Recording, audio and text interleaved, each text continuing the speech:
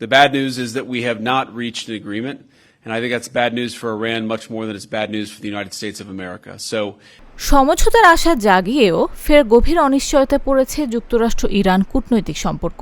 Tehran স্পষ্ট জানিয়ে দিয়েছে, বন্দর অবরোধ প্রত্যাহার না হওয়া পর্যন্ত হরমুজ প্রণালী খুলে দেয়া হবে না। অন্যদিকে ওয়াশিংটনও তাদের সর্বোচ্চ চাপ প্রয়োগের নীতিতে অটল। এর ফলে দুই দেশের মধ্যে সম্ভাব্য দ্বিতীয় দফার শান্তি আলোচনা ভেস্তে যাওয়ার উপক্রম হয়েছে। ইরানের উপপররাষ্ট্রমন্ত্রী সাইদ খাতিবজাদে জানিয়েছেন, যুক্তরাষ্ট্রের সঙ্গে সরাসরি আলোচনার কোনো তারিখ এখনও নির্ধারিত হয়নি। তিনি অভিযোগ করেন, ওয়াশিংটন তাদের অযৌক্তিক সব দাবি থেকে সরে আসতে চাইছে না। খাতিবজাদের মতে, একটি যৌথ কাঠামোতে সম্মত না হওয়া পর্যন্ত দুই পক্ষের মুখোমুখি বসা সম্ভব নয়। ইরানি পার্লামেন্টের স্পিকার মোহাম্মদ বাঘের গালিবাফ কঠোর হুঁশিয়ারি দিয়ে বলেছেন, তেহরান ওয়াশিংটনকে বিশ্বাস করে না। যে কোনো মুহূর্তে যুদ্ধ শুরু হতে পারে এমন আশঙ্কা থেকে ইরানের সশস্ত্র বাহিনী মাঠে সম্পূর্ণ প্রস্তুত রয়েছে। তিনি বলেন, হরমুজ প্রণালী ইরানের নিয়ন্ত্রণে। ইরানি বন্দরে অবরোধ দেওয়ার মার্কিন সিদ্ধান্ত একটি মূর্খতাসম্মত এবং অজ্ঞতাপূর্ণ পদক্ষেপ।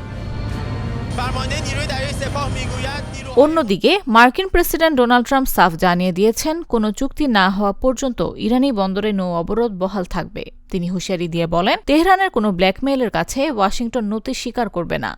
এদিকে বিভিন্ন আন্তর্জাতিক সংবাদ মাধ্যমের প্রতিবেদন অনুযায়ী এই অবরোধের পরিধি আরও বাড়তে পারে।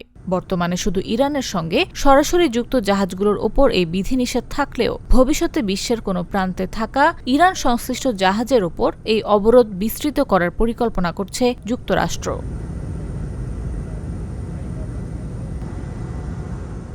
উত্তপ্ত এই পরিস্থিতির মধ্যেই হরমুজ প্রণালীতে দুটি তেলবাহী ট্যাংকারে গুলি চালানোর খবর পাওয়া গেছে। United kingdom maritime trade operations জানিয়েছে, ইরানের রেভলিউশনারি গার্ডের সঙ্গে সংশ্লিষ্ট দুটি গানবোট থেকে ট্যাংকার লক্ষ্য করে গুলি ছোড়া হয়েছে। তবে জাহাজ ও এর ক্রুরা বর্তমানে নিরাপদ রয়েছেন বলে নিশ্চিত করা হয়েছে। পাকিস্তানের মধ্যস্থতায় ইসলামাবাদে যুক্তরাষ্ট্র ইরান প্রথম দফার আলোচনার পর দ্বিতীয় দফা বৈঠকটি নিয়ে ব্যাপক প্রত্যাশা তৈরি হয়েছিল।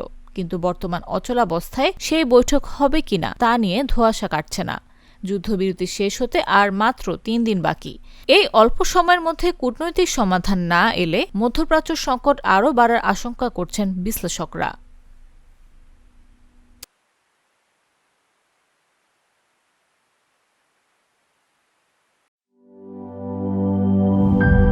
ইউরোপ, এশিয়া, আমেরিকা, যেখানে যাই বিশ্বের 145টি দেশে আজ ফ্রুটো পাই।